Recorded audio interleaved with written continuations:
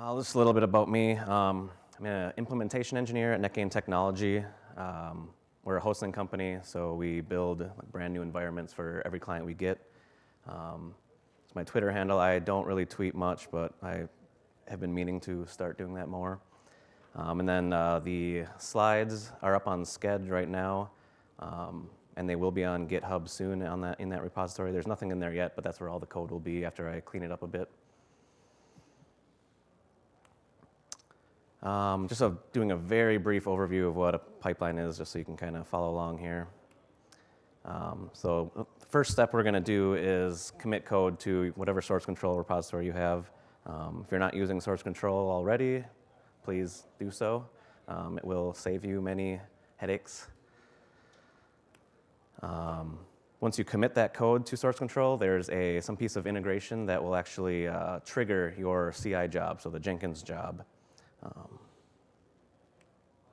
The next step, that CI job or Jenkins job is going to run any unit or integration tests that you've written, probably in Pester if you're here, and then record the results. So it'll actually record it in the Jenkins job, as well as send a status message back to your source control repository letting you know whether that build passed or not.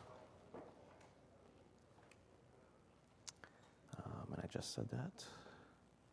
So yeah, once the job succeeds, all your unit tests have completed. It's going to mark that job as a success, and then do the deploy step, whether that's deploying code out to your management servers or wherever you need that code. And then if the job fails, stop doing anything else and just mark it as failed. This is just a quick prereq setup for the Jenkins environment that I set up in my lab. You install Jenkins, of course. There's a pretty good guide on that on Jenkins website. And then these are the plugins I'm using. So we're using GitLab for our source control system. So I'm using that plugin. That's what can trigger the Jenkins build. We're using the NUnit plugin to record your Pester test results. The pipeline plugin, while this isn't necessarily required, it is required for this demo. This is where you're writing the Jenkins job itself in Groovy code instead of going through the GUI and clicking all the add step options.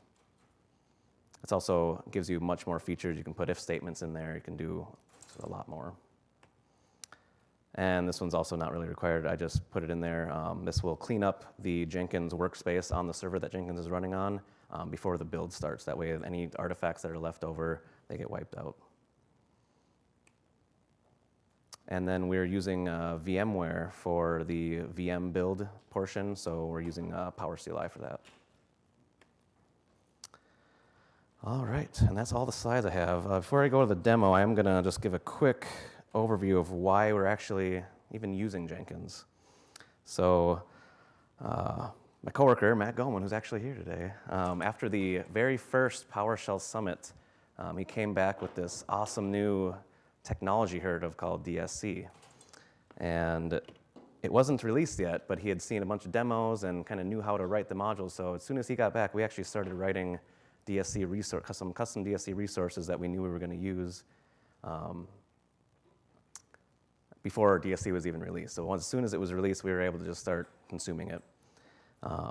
So at first, when we started using DSC, it was a very basic configuration. We had, maybe it was promoting domain controller and installing a few Windows features, maybe making a couple registry changes, such as making sure RDP is enabled, making sure the firewall's off on some of our servers, that sort of thing. As soon as we started adding more as we added more resources, the configuration started to get a lot more complex. Today, it's about 1,500 lines, something like that. And so as soon as we started adding more, we started having more errors. So we'd have some, since we're building a brand new environment for every one of our clients, we're building a new forest and a couple domain controllers, some backend servers, some RDS servers, and then so we have a lot of depends on. So you have to wait for the domain controller to come up before you can join the domain, that sort of thing. And we started getting errors, and since Matt and I were the only ones who were using DSC, we would have to stop what we were doing, troubleshoot the error, possibly revert the code, and then manually push the scripts that we're using out to all of our management servers that the techs are actually running DSC from. So we didn't like getting interrupted every few days to do that, which is why we started looking into a pipeline to automatically test our code and automatically deploy that if it's working, and then just not deploy it if it's not. Let's see here. Yeah, so that's basically it. Demo time.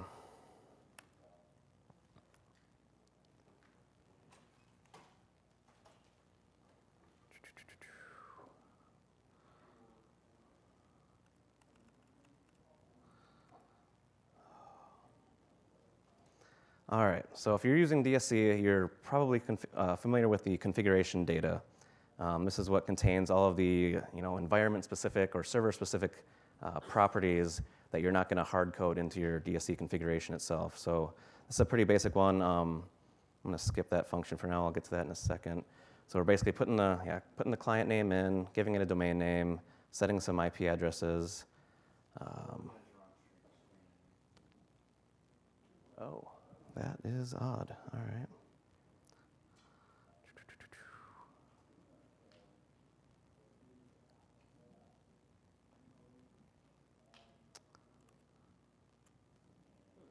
All right, sorry about that. All right, so here's a few of the properties: domain name, IP address, retry count is the member servers are gonna retry that many times before giving up on joining the domain. The certificate file for encrypting credentials, and then each one of these nodes is a server we're gonna build. And then the server role is what role we're gonna install: RDS, a primary domain controller, and a connection broker server. I will quickly go over what this function is. So we're using the configuration data variable that we build for both our VM build as well as the DSC, generating the MOF files. And what we found was as soon as we generated the MOF files using the configuration data variable, it wiped out the first item in the all nodes array. So this global settings section here. So in order to do that, this function we found online to serialize and then deserialize this hash table in order to make multiple copies of that variable. All right. All right, I'm gonna hop over to the actual Jenkins pipeline code itself. We're using the more complicated syntax, I guess you'd call it. You can write a pipeline code in a little more user-friendly, I guess, or more basic mode. This one allows me much more functionality or flexibility by being able to use if statements, doing things in parallel, that sort of thing. So started off with pipeline. Agent means what agent do I want the Jenkins job to run on? We only have a single agent, so I just left it as any. The stages section here is just, you can split up your build into different stages like test, build, deploy. So this first test section is where I'm defining a couple objects here for all the repos that I want to clone down every time a change is made. Since we're building VMs, we're doing DSC, I need to get all these modules. I need to get the Active Directory module. I need to get the computer management module, our custom module containing all our custom resources, as well as the script that we're using to create the new VMs. And depending on how many of those you're checking out, that can actually take a while. So we're actually doing that in parallel.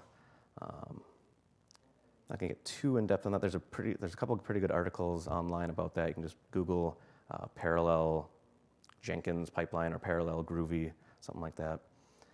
But basically, it is just going to check them all out at the same time. After it does that, it's going to send a quick status message over to our GitLab source control server saying that the repository build is in a pending state.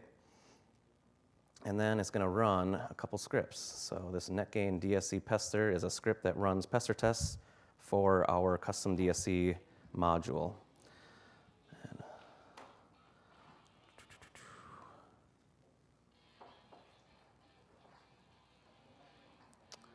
all right.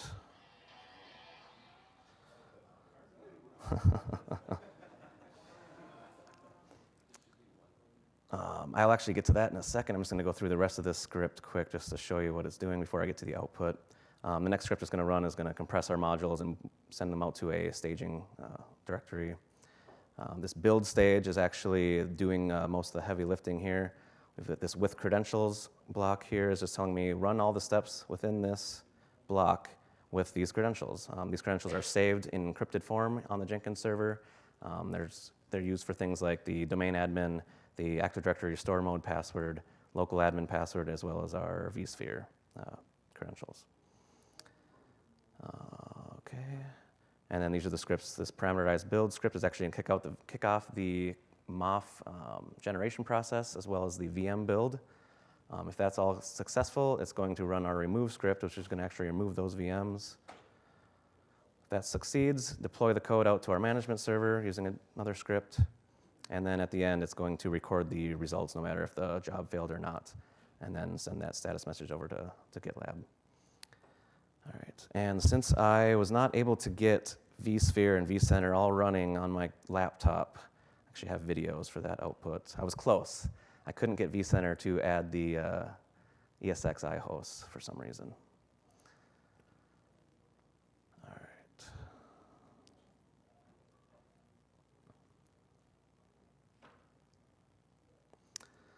All right, so here you can see this is the Jenkins interface. I've got the build that I created. It's called all tests pipeline. It's going to basically just because it runs all the tests. I'm going to go in and configure that. Here's where it's telling me what GitLab server I want to connect to. You set this up ahead of time. Basically, it's just the URL to your GitLab server and the credentials you're going to use. This is going to show you that it's anytime a change is pushed to GitLab, kick off this job. This URL you'll see in a second that you will actually enter that URL into the GitLab Jenkins Integration section. And then I'm actually just pasting the pipeline code itself within the job. Oops. Instead of, you can also use what's called a Jenkins file that's saved in the same repo that you're monitoring for changes. Anytime a change is pushed, it just runs that Jenkins file there, whatever code is contained within that. Is there a reason you're not using the Jenkins file, or is it just for this demo? Yes, there is a reason. Since we're doing more than just running like Pester tests against a single repository, we want to build an entire environment every time a change is made to one of like 5 repositories. So I didn't want to put that same Jenkins file in every single one of them. I haven't looked into this, but you can probably use a separate repository for the Jenkins file. I just haven't looked into that piece yet. Here, I'm going to just show you the output from a successful build. I'm going to go through a couple where you'll actually see me committing code and having that kick off the job. This one was just the one that takes the longest, so I'm just going to quickly go through the output, and then as I get to each script, I'm going to show you each script that's running. So here's the output of the job. You can see that it was created from a push to GitLab, deleting the workspace. All of these items this is all the repos that it is cloning down in parallel. So when it does those tasks in parallel, does it get jumbled up in that console? The output does get jumbled up a bit because it's sending it whenever it wants. Just like PowerShell jobs, if you do a receive job, it's going to just jumble all that. Unless you do some other fun. I have a question. So I've built like some basic pipeline stuff for some of my tasks, but it's all using like the Jenkins GUI, like, you know, this depends on this, depends on this.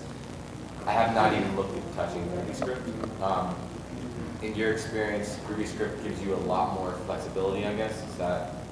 So, yep, so the question was, does using the Groovy script give you a lot more flexibility than just going through the GUI and, you know, setting up all the dependencies and the steps there. Yes, it gives you way more flexibility. You can't, that I've seen, do an if statement in the GUI anywhere.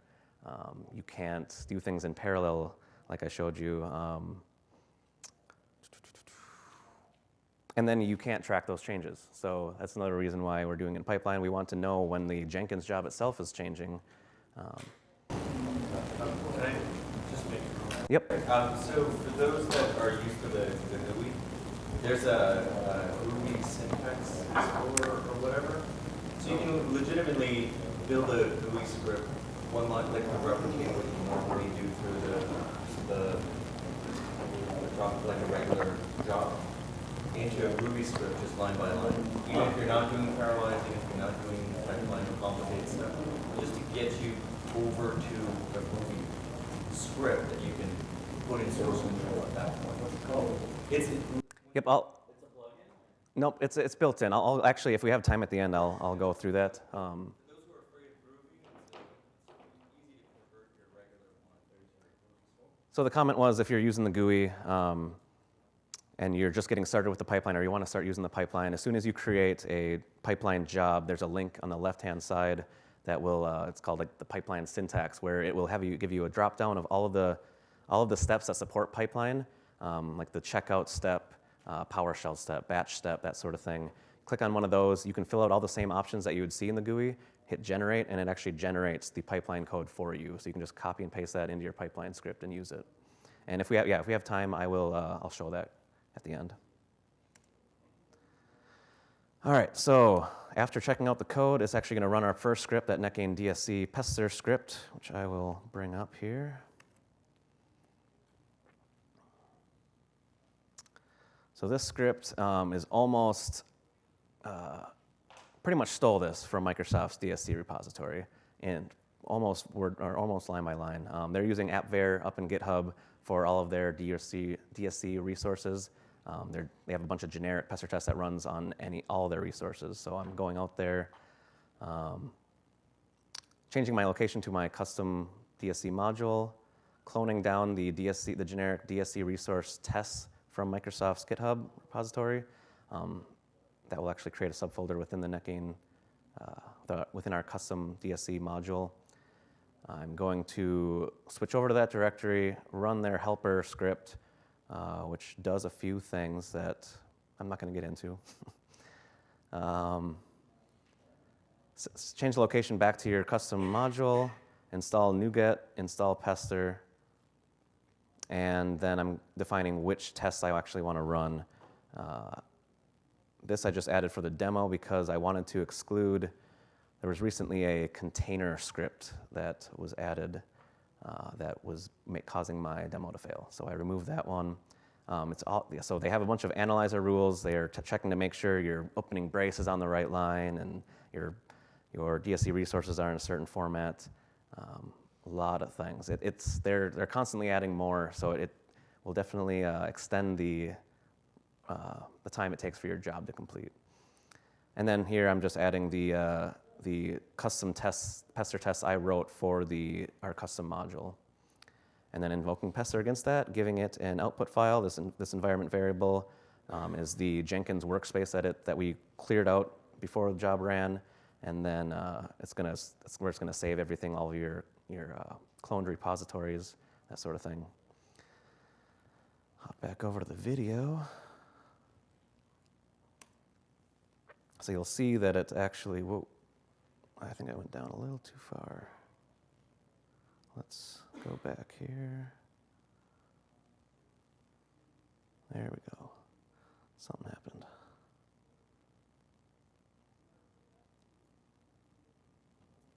All right. Okay, there's running the Pester test. And here's all, it's not going to show them all, but here's just a snippet of some of the tests that's running. So you can see these are all passing. There's quite a few of them. And then, Are you running integration tests too, or is it? I am only running the unit tests for Pester. My VM build, I'm treating as an integration test because if there's any errors at all, it fails the build. Yep. So you can see here it passed 202 tests, skipped 22. The skipped ones were basically optional tests that Microsoft had. You have to opt into them if you want them to actually run. Here was the next script was the compress modules. So this one's another very basic script. All it's doing, I can hop over to it quick. So all it's doing, it's compressing all of the modules we're using for our build, our custom module as well as some of the Microsoft modules, compressing them all into a zip file so that we can easily send that over to or inject that into our VM. The reason we're compressing it is just because it's faster. It takes a while if you're doing it file by file. So it's compressing that, and then it's actually copying that over to a staging directory that our VM script can pull it from.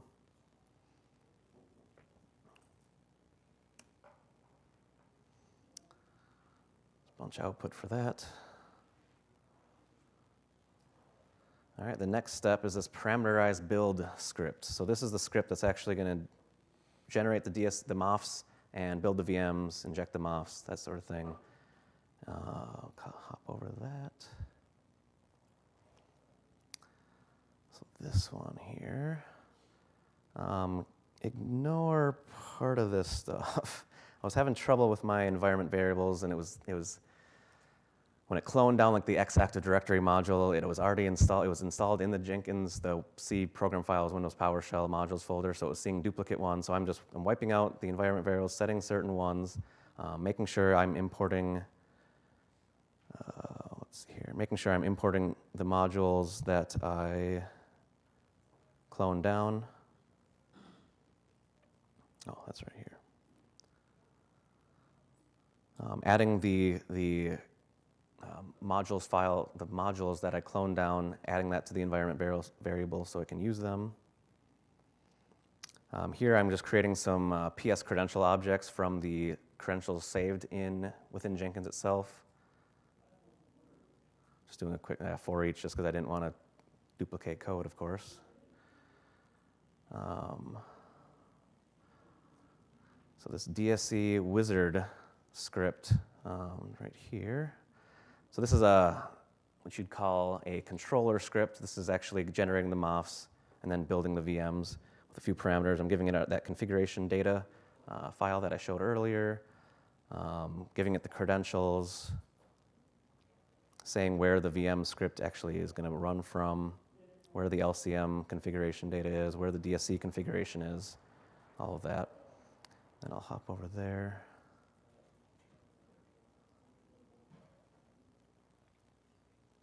So this one's actually so it's going to dot source that configuration file. So we have the configuration data and the other two configuration variables available for us to use.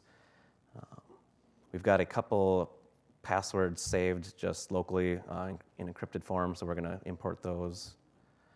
This is looks like the password for the cert we're using to encrypt our MOF files, or encrypt the passwords within the MOF files.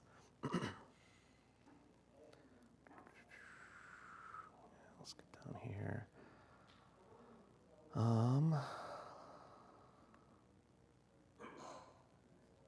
So here you can see we're dot sourcing the VM build script, the LCM configuration file, and the DSC configuration file, generating the meta.mof files, or the LCM, generating the normal DSC mof files, and then running. Actually, before I move on to that, I can just show you the quick DSC configuration we're actually using for this. It's pretty basic. We're building a domain controller. If that role matches a domain controller, we're going to add that feature. We're going to, what time is it? All right. Build the domain, set up some replication. This is the custom resource I chose to demo. This will just set the replication interval to 15 minutes on your site object. And then these are the member servers. Anything that's not a DC is going to wait for the domain to become available and then join it. And then I have the remote desktop services connection broker, add the connection broker feature. That's pretty much it for that one. Like a couple RSAT feature or licensing features. The RDS is going to build it's a 2016 RDS deployment and configuration. So we're going to wait. We got to wait for the connection broker. And then we build the deployment and do a few other configuration steps, but we don't really need to go over those. Once it does that, it kicks off our new VM script. So that let's see here. I'm not going to go into the new VM script. That will take a whole 45 minutes by itself. I'm going to share a version of that out there. It is built pretty strictly for our environment. I'm going to try to clean it up so that it's more generic, that anyone can use it. All right, let's hop back over to the video. So you can see here, it generated the meta-mof files, generating the normal mof files, or I don't even know what you'd call those, the DSC mof files. Here we're generating the VMs, building the VMs, and within the actual VM build script, in order to get the status messages and errors, we're actually doing if you're familiar with VMware and PowerCLI, there's an invoke VM script command. We're running that I think we're running it and waiting 5 seconds and then running it again until DSC completes. So we're going in there, let's see here, let's hop down a little bit. So you can see here, we're copying, I wish I had a highlighter or something. Nope, all right. We are copying the DSC resources into the VM. We are copying the certificate in. We are installing the certificate in the certificate store. All right, good, I did highlight it. Enabling the analytic log, that's what's going to tell us what step DSC is actually on. So you'll be able to see here all the verbose messages that get saved out in the DSC analytic log. We're actually pulling that down so that we can see where it is. If it's running for a long time, we can see, oh, it's sitting there waiting for the domain. All right, I can wait until that's done.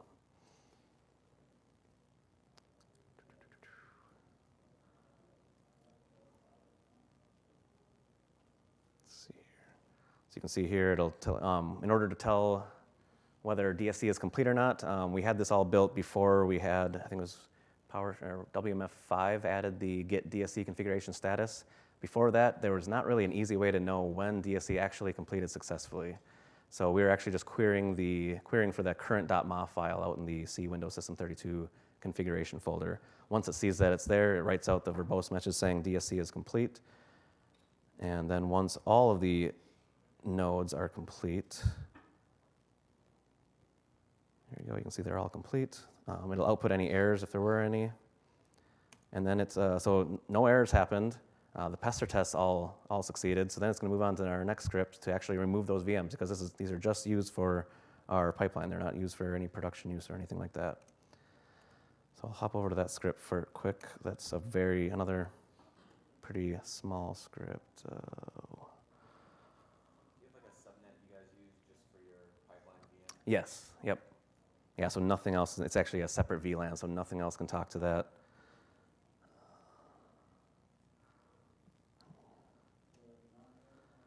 So this is the remove script. Again, we're setting some environment variables. Creating a credential object to use. The vSphere credentials is all we really need. And it's dot-sourcing our configuration file so it knows what VMs we need to remove. And then just, just removing the VMs. This remove environment script is really just okay, it does do a little bit more than I thought. Yeah, logging into vCenter and then doing a stop VM, remove VM. So pretty simple. All right, so that's the end of that video. What do we got here for time? All right. So I've got a few other videos that are just showing a few other scenarios on actually committing the code and seeing what happens when errors occur.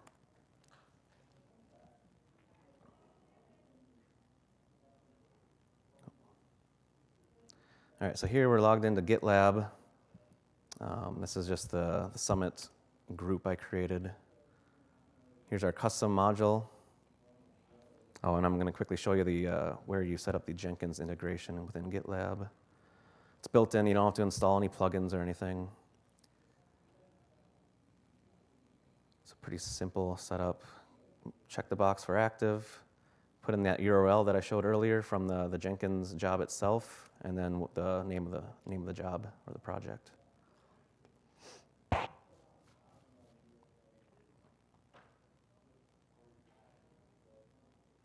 And I'm going to make a quick change just within GitLab itself. Usually you would use VS Code or something else to edit that.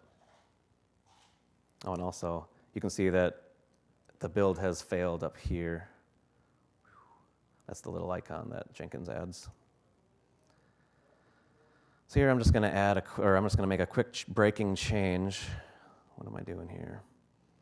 Changing a not equals to an equals in one of the DSC resources in the test. So this is actually going to show a Pester test failing.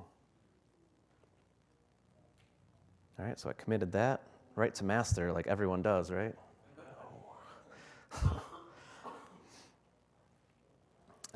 Down here you can see in the Jenkins interface for this job, you can see the build history. You'll see that it changes from pending to building here. And I'm going to jump over into that. You can see that it started by a GitLab push. Jump over to the output. Checks out all the same repos. Clones the resource tests again, or the resource Pester tests again.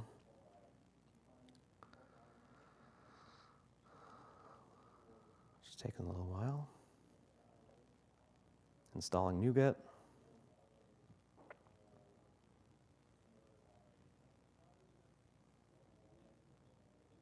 Come on.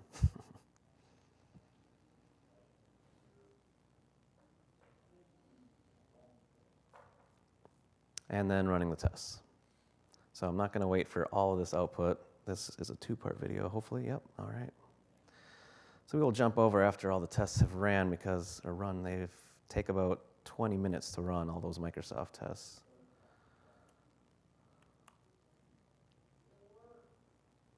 Whoa. So we're going to find that failed test here in this output. There we go.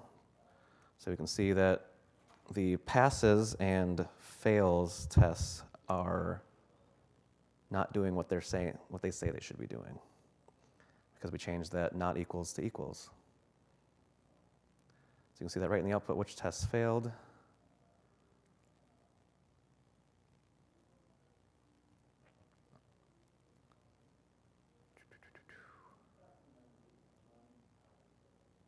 And then we'll jump down here. You can see 198 passed, 4 failed, and the same 22 were skipped. And it didn't do anything else because it saw that Pester tests failed, so it's not going to build any VMs or compress any modules or anything like that. It is just going to tell you that it failed and then record the Pester results and mark the job as failed. Here we'll be able to see the test results. Oh, and this will actually, it's nice. I don't remember seeing this previously. This might have been added to Jenkins in an update or something.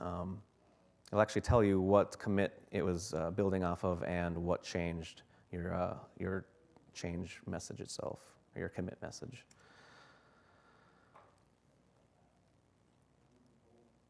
And it shows you twice for some reason. All right, we'll drop down to the test results themselves. You can see 4 failures. 4 of my Pester tests failed. And it gives you a little bit of info in there as well.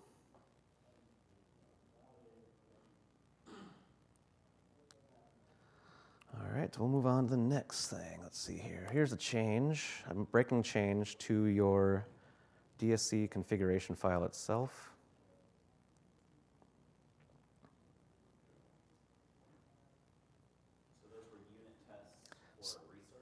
so those were unit tests for our custom DSC resource. This next one, so since I mentioned earlier, this is doing more than just running Pester tests. It's doing it's testing our entire build, basically our entire build, our production build process. So here I'm going to make a change to that Dsc configuration file itself. Windows feature install. I don't think bad name is a Windows feature, so we'll see.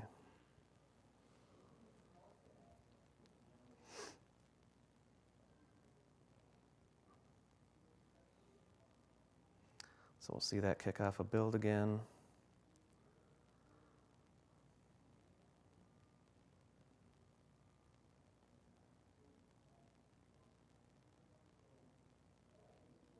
And there's another part to that video as well.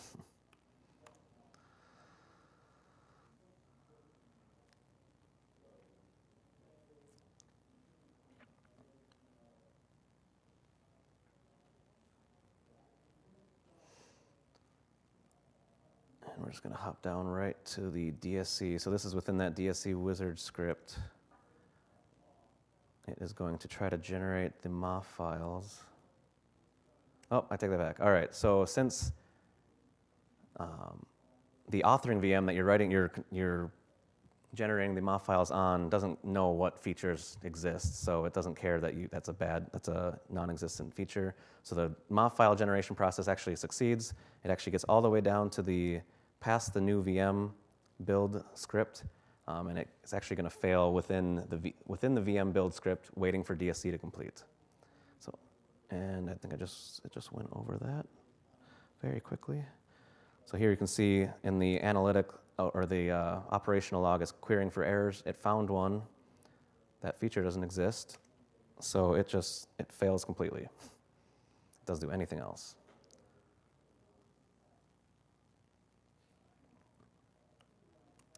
The last scenario is making a change to that controller script.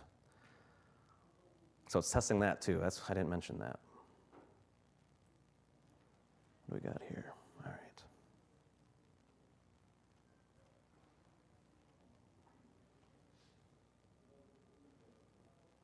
So here, I'm going to change our cluster parameter. So this is the VMware cluster. We also don't have a bad cluster there, so that's going to cause it to fail.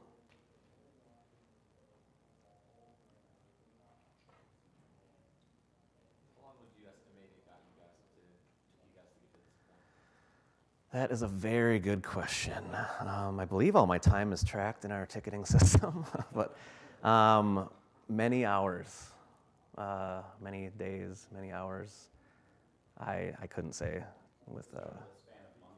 It's months. I mean, I'm constantly making changes to it, trying to add new features, that sort of thing. Oh, I should have paused that. So we made the change. We committed the code. The build started, and then we got part 2.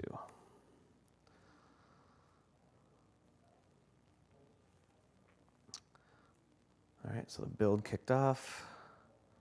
I guess we're going to show the changes again here.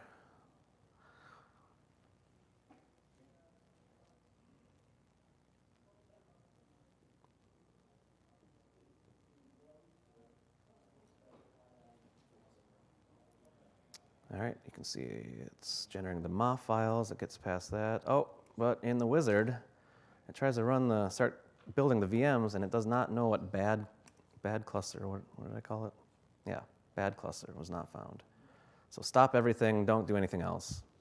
And it doesn't even run the remove VM step, because if your job is failing, you might want to log into those VMs and actually find out maybe something is wrong within the VM itself, that sort of thing.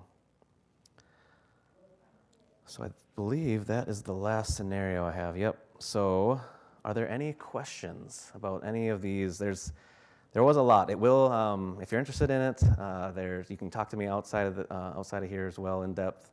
The code will all be up on GitHub. I can bring that up again if anyone wants to quickly snapshot that. But yeah, any questions? Yep. Oh, yep, I can totally show the Groovy pipeline syntax. I hope. Yep. Can you share your videos that you did for the demo? Yes, I can put those up as well.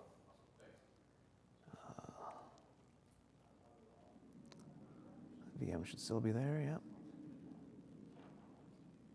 your Jenkins, while you're looking that up on your Jenkins build, are you using the vSphere plugin for Jenkins? Nope, so that was a little less flexible than we needed it to be. We also had, before we even started DSC, we had our VMware build script done, working well. We've been using it for a while. I had to make very few, or Matt and I had to make very few changes to actually get it to work with DSC and with this pipeline. We switched from using a CSV file as the input to using that configuration data file as the input. All right, let's see if I can RDP into this thing.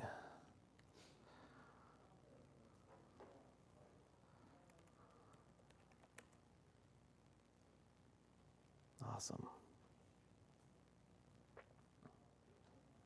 Any other questions while this is starting up here? All right. 10,000 questions. But none of them are going to get answered here for that. You start with where I went wrong and a whole bunch of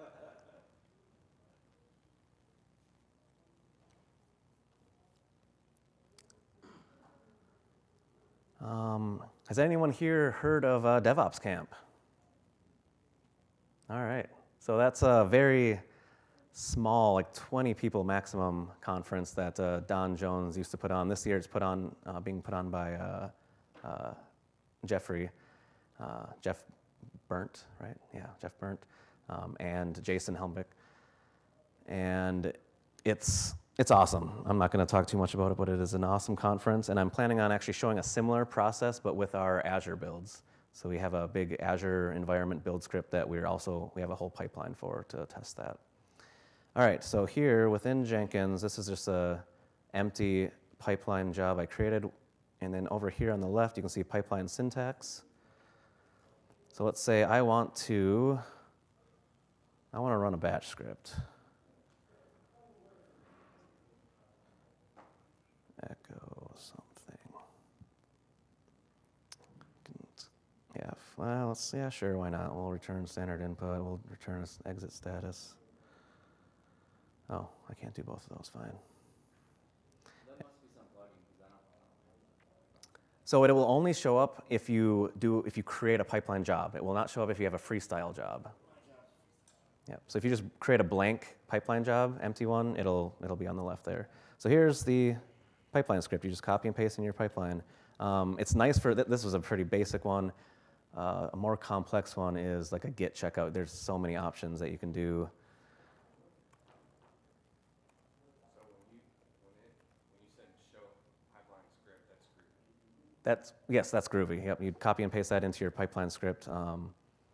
There's a lot of stuff online on getting started with Groovy. There's a lot specific to Jenkins that you can find.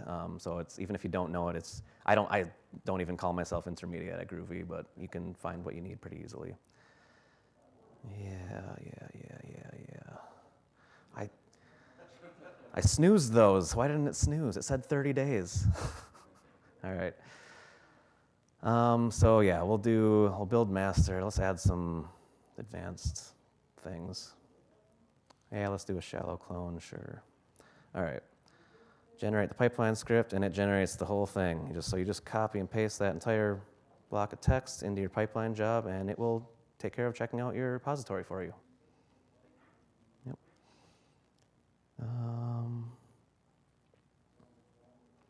So if there's no other questions, I was just going to quickly mention or go over one other script I didn't show yet. This is part of the VM build script that actually jumps into the